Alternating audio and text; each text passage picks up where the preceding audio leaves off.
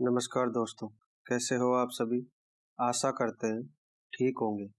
दोस्तों, आज हम जानेंगे भारतीय रेल सेवा नियम के वरीयता नियम के बारे में।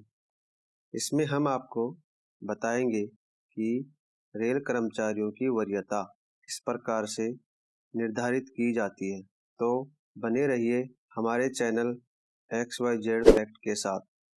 दोस्तों, एक बार फिर से स्वागत है आपका। इससे पहले कि हम टॉपिक की तरफ बढ़े, आप चैनल को सब्सक्राइब जरूर कर लें। तो चलिए पहले नियम की ओर। नियम नंबर 1, सीधी भर्ती पर वरीयता। सामान्य रूप से पहले आने वाले कर्मचारियों को बाद में आने वाले कर्मचारियों से पहले वरीयता दी जाती है। इसकी 4 शर्तें हैं, आइए हम समझते हैं। जिन उम्मीदवारों का प्रशिक्षण होता है उनको प्रशिक्षण में योग्यता के आधार पर वरीयता दी जाती है। जिन उम्मीदवारों का कोई प्रशिक्षण नहीं होता है उनकी वरीयता रेल भर्ती बोर्ड के आधार पर दी गई योग्यता के अनुसार होती है। जब 2 या 2 से अधिक उम्मीदवार समान योग्यता के साथ घोषित किए जाते तब उनकी आपसी वरीयता जन्म के आधार पर निश्चित की जाती है। इनमें से जो आयु में सबसे बड़ा होगा उसे वरीयता में पहले रखा जाएगा। जब कोई उम्मीदवार नियुक्ति का आदेश पाने के बाद भी तय समय पर रिपोर्ट नहीं करता है तो नियुक्ति करने वाला अधिकारी उसे पहले आने वाले कर्मचारियों से नीचे वरीयता दे सकता है। नियम नंबर 2, सीधी भर्ती वाले ग्रेड में वरीयता।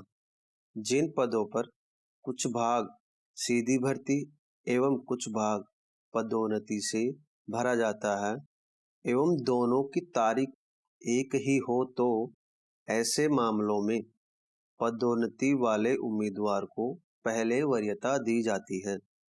नियम नंबर 3, पदोन्नति पर वरीयता।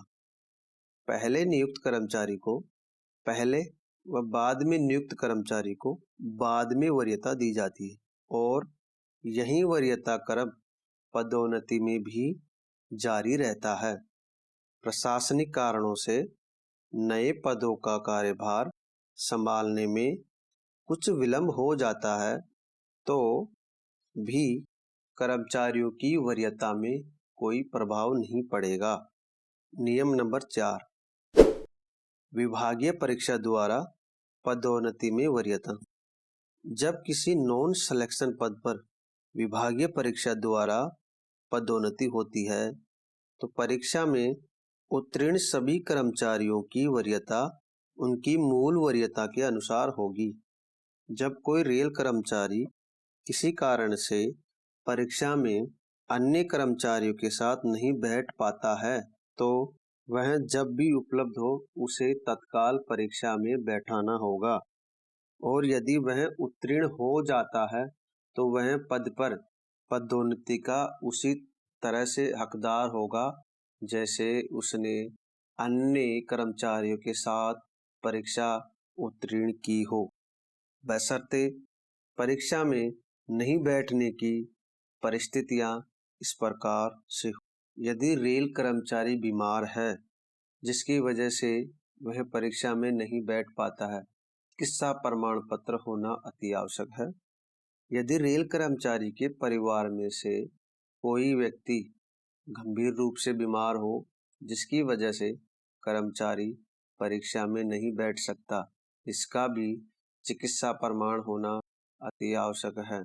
यदि रेल प्रशासन की नज़र में ऐसा कोई कारण जो उसके लिए स्वीकार्य हो तो भी रेल कर्मचारी को परीक्षा में बैठने दिया जा सकता है, अन्यथा नहीं बैठने दिया जाएगा। नियम नंबर 5, अदला बदली पर वरीयता।